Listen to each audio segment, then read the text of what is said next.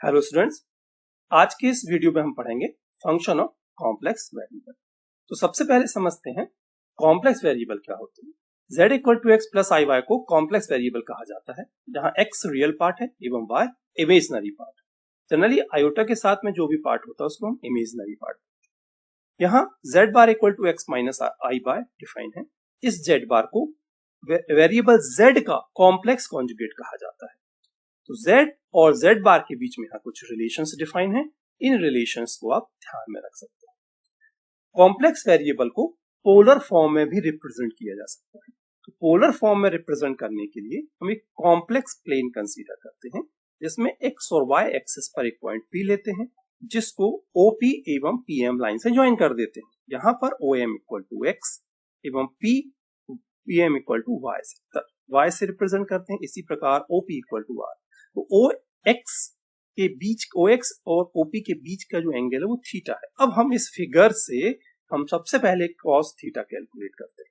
तो cos theta equal to क्या हो जाएगा, OM डिवाइड बाय OP या x डिवाइड बाय r। जब हम इसको सॉल्व करेंगे तो x equal to r cos theta. इसी प्रकार sin theta equal to sin theta को हम कैलकुलेट कर लेते हैं, तो y equal to r sin theta हो जाएगा। यदि इन दोनों एक्सप्रेशंस को हम स्क्वायर करके ऐड कर देते हैं तो हमें ये नया एक्सप्रेशन मिल जाएगा। अब हम z की वैल्यू कैलकुलेट करते हैं। तो इस z में x और y की वैल्यू को सब्स्टिट्यूट कर देते हैं। तो देखिए एक नया एक्सप्रेशन मिल जाएगा। अब cos theta plus i sin theta ये होता है e raise to power i sin theta. इसको हम बोलते हैं डी न्यूटन्स थ्योरम। ये देखिए e raise to power i theta. तो हमने z को किसमें कन्वर्ट कर लिया, पोलर फॉर्म में कन्वर्ट कर लिया। इसी प्रकार यदि हम z है तो इसका हम मॉड लेते हैं तो क्या हो जाएगा, root x square plus y square. और x square plus y square की वैल्यू कितनी है, यहाँ आर स्क्वायर है। तो यहाँ आर स्क्वायर सब्स्टिट्यूट करेंगे तो कितना मिलेगा, आर। इसलिए मॉड z इक्वल टू क्या मिल गया, आर।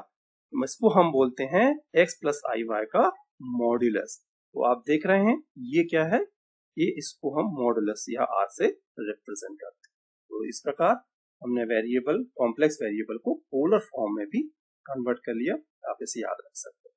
अब हम समझेंगे कि कॉम्प्लेक्स फंक्शन क्या होता है। कॉम्प्लेक्स फंक्शन समझने के लिए यहाँ w और z दो कॉम्प्लेक्स वेरिएबल हैं, तब हम w को z का कॉम्प्लेक्स फंक्शन बोलते हैं। इसको समझने के लिए यहाँ एक फिगर है जिसको हम आसानी से इसको समझ सकते हैं। z में कौन सा वेरिएबल है, x प्लस आई वी। इसी प्रकार w में जो वेरिएबल है u प्लस आई वी। तो एक मैपिंग डिफाइन है f, जिसको हम बोलते हैं w equal to F Z. तो w यहाँ क्या है, w रेंज है। तो यहाँ आप देखिए यदि हम w के एलिमेंट्स देखें तो u प्लस आई वी है और z के elements x plus I Y. तो इसको हम क्या बोलते हैं, कॉम्प्लेक्स फंक्शन बोलते हैं। u और v दोनों x और y के फंक्शन है। तो u को हम रियल पार्ट बोलते हैं और v को क्या बोलते हैं, इमेजिनरी पार्ट। ये आपको ध्यान रखना जरूरी है। अब हम समझते हैं एनालिटिक फंक्शन क्या होता है।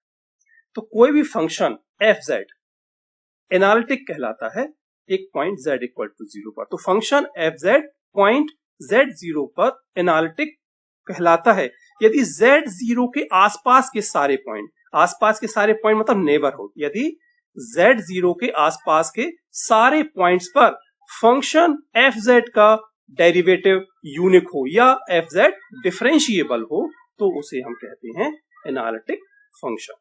या हम बहुत आसान शब्दों में ऐसा भी बोल सकते हैं कि यदि कोई function F Z analytic function कहलाता है यदि डोमेन डी के सारे पॉइंट्स पर उसका डेरिवेटिव यूनिक हो या डेरिवेटिव एग्जिस्ट करता हो तो उसे हम बोलते हैं एनालिटिक फंक्शन। इसको थोड़ा हम और समझ सकते हैं। यहाँ आप देखिए एफ जेड एक एनालिटिक फंक्शन लिया, हमने एक कॉम्प्लेक्स फंक्शन लिया है डोमेन डी में। तब हम एक नेबरहुड कंसीडर करते हैं z minus z0 less than r। यहाँ आप देखें डिस्क है, इसकी रेडियस r है। तो ये क्या कहलाएगा, ये z minus z0 less than r। ये जो डॉटेड पॉइंट आप देख रहे हैं ना, ये z0 का नेबरहुड है, ये आसपास के सारे। तो इसके अंदर बहुत सारे पॉइंट हैं, z1 z2 बहुत सारे पॉइंट्स होंगे। तो जब कोई फंक्शन इस एरिया के अंदर के सारे पॉइंट्स पर डिफरेंशिएबल होता है या उसका डेरिवेटिव एग्जिस्ट करता है यूनिकली, तो हम उसे बोलते हैं कि वो फंक्शन एनालिटिक फंक्शन है। लेकिन आप देख रहे हैं कुछ फंक्शन इस एरिया के डॉटेड पॉइंट के बाहर भी हैं, कुछ पॉइंट्स बाहर हैं ये। तो जब fz इन पॉइंट्स पर fz का डेरिवेटिव एग्जिस्ट नहीं करता है तो हम उसे बोलते हैं सिंगुलर पॉइंट्स बोलते हैं। तो ये क्योंकि इसके बाहर हैं और इसमें डेरिवेटिव एग्जिस्ट नहीं कर रहा है तो इसे कहा जाता है सिंगुलर पॉइंट्स। तो ऐसा भी हो सकता है कि fz सारे पॉइंट्स इस जो रीजन के अंदर इन पॉइंट्स पर भी उसका डेरिवेटिव यूनिक हो, तो ये भी संभव है। तो जब ऐसा हो जाता है कि किसी रीजन के सारे पॉइंट पर fz का डेरिवेटिव यूनिक होता है या एग्जिस्ट करता है तो उसको हम एंटायर फंक्शन बोलते हैं। तो ये हमें ध्यान रखना बहुत जरूरी है। अब हम देखते हैं कॉची रीमान इक्वेशन क्या होता है। देखिए कोई भी फंक्शन fz यदि कॉची रीमान इक्वेशन को सेटिस्फाई कर जाता है तो वो एनालिटिक फंक्शन होता है। हम ऐसा भी समझ सकते हैं। तो कॉची रीमान इक्वेशन बहुत इंपॉर्टेंट है, इसको हम समझते हैं। तो हमारे पास एक फंक्शन है fz equal to u plus i, जिसमें u रियल पार्ट होता है और v इमेजनरी पार्ट होता है। तो ये एक डोमेन डी में एनालिटिक होगा कब, जब ये कंडीशन को सेटिस्फाई कर जाएगा। तो यदि del u by del x equal to del v by del y और del u by del y equal to minus del v by del x, partial, आपको पता है पार्शियल डेरिवेटिव्स है, इनको सेटिस्फाई कर जाता है तो इसे कहा जाता है कि वो कॉची रीमान इक्वेशन को सेटिस्फाई कर रहा है, मतलब वो फंक्शन कैसा होगा, एनालिटिक फंक्शन होगा। तो हम उसको इस तरीके से भी रिप्रेजेंट, शॉर्ट में इस तरीके से भी रिप्रेजेंट कर सकते हैं। तो हम कॉची रीमान इक्वेशन से रिलेटेड कुछ प्रॉब्लम्स हैं जिनको देखते हैं, कुछ एग्जांपल्स देखते हैं, इसको ये आपको टॉपिक क्लियर होगा। तो एग्जांपल है so that fz equal to z square is an analytic function. तो यहाँ क्या पूछा गया है कि हमें ये प्रूफ करना है कि ये एनालिटिक फंक्शन है। तो आपको पता है, अभी हमने डिस्कस किया है कि एनालिटिक फंक्शन कब एनालिटिक होगा, जब वो कॉची रीमान इक्वेशन को सेटिस्फाई कर जाए। ये मैंने यहाँ बॉक्स में लिखा हुआ है, सीआर इक्वेशंस क्या होती है। तो कॉची रीमान इक्वेशन को जब कोई फंक्शन सेटिस्फाई करता है तो वो एनालिटिक फंक्शन कहलाता है। तो हमें एनालिटिक फंक्शन निकालने के लिए u और v की जरूरत पड़ेगी, मतलब रियल और इमेजिनरी पार्ट। तो अभी हमें क्या z दिया है, तो हमें मालूम है z equal to X plus I Y होता है। हम इसकी वैल्यू को यहाँ फंक्शन में सब्स्टिट्यूट कर देते हैं। तो एक्स प्लस आई वाई का होल स्क्वायर, जब हम इसको ओपन करेंगे तो हमें इतनी वैल्यू मिल जाएगी। अब हम आपको पता एफ जेड इक्वल टू क्या होता है, u प्लस आई वी। तो रियल और इमेजिनरी पार्ट को हम यहाँ कंपेयर कर देते हैं। तो u की वैल्यू, ये रियल पार्ट है, तो X square minus Y square हुआ। v की वैल्यू 2xy है, क्योंकि i का कोफिशिएंट v है, तो यहाँ i का कोफिशिएंट 2xy है, तो इसको हम कंपेयर कर लेते हैं। तो v की वैल्यू हमें ये मिल जाएगी।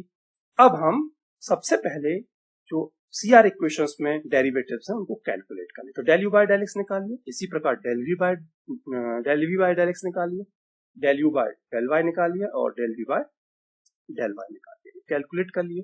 अब आप ध्यान से देखेंगे कि del u by del x किसके इक्वल है, del v by del y, मतलब इस कंडीशन को सेटिस्फाई करता है। एंड यहाँ देखिए ये दोनों नेगेटिव में इक्वल है, तो ये देखिए ये हमने ये यहाँ लिख लिया।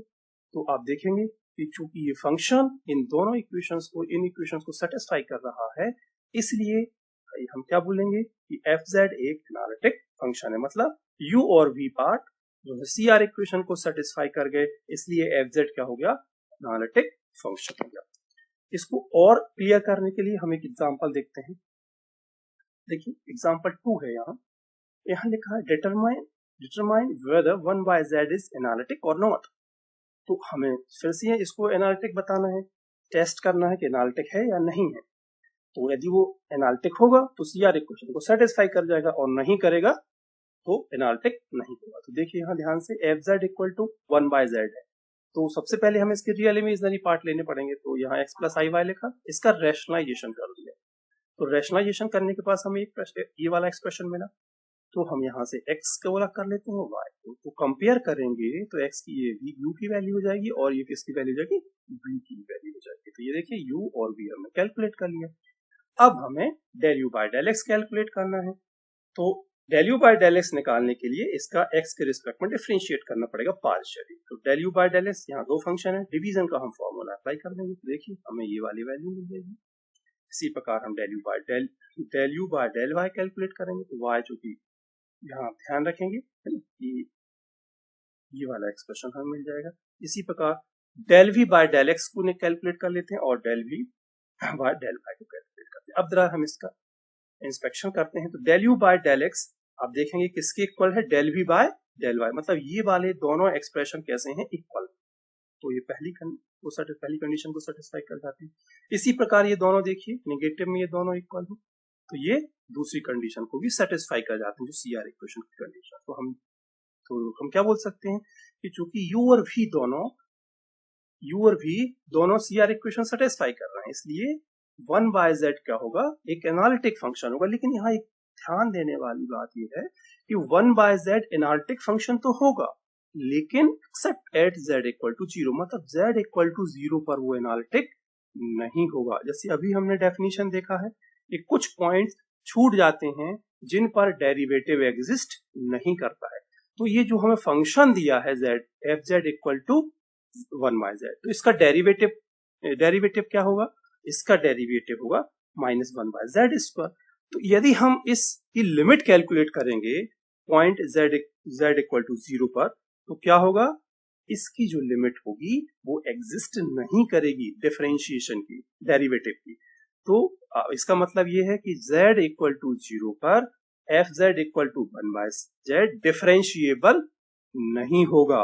इसका मतलब ये है कि z इक्वल टू 0 को छोड़कर बाकी जितने भी पॉइंट हैं उन सारे पॉइंट्स पर ये एनालिटिक होगा। तो z इक्वल टू 0 को हम क्या बोलेंगे, 0 को हम बोलेंगे सिंगुलर पॉइंट, ये पॉइंट कहलाएगा सिंगुलर पॉइंट। तो ये जो डेफिनेशन हमने देखी थी, इससे ये क्लियर हो गया कि वो कौन से पॉइंट्स हैं जो छूट जाते हैं, उन किन पॉइंट्स को हम सिंगुलर पॉइंट्स कहते हैं। तो आशा है इस वीडियो में आपको सीआर इक्वेशंस और इक्वेशंस समझ में आए होंगे। आज के इस वीडियो में हम इतना ही। आप आगे की वीडियो भी देखते रहें। Good luck.